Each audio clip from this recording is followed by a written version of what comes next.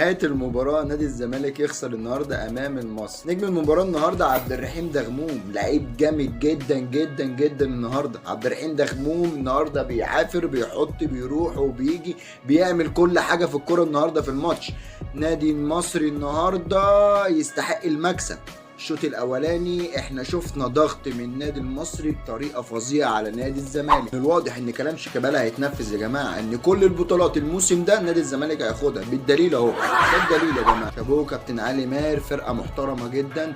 النهارده نادي المصري نازل المباراه عايز يكسب. المصري النهارده مش نازل بيفكر ان هو يدافع، مش بيفكر ان هو يكتفي بنقطه مثلا او ان هو يقفل خطوط الدفاع بتاعته بس. لا، نادي المصري النهارده نازل في الشوط الاولاني كان عايز يكسب، وبالفعل حصل. النهارده عايز اشيد باداء ميدو جابر. ميدو جابر النهارده بيلعب المباراه عمال يقطم ويحط في البعيده. لا جامد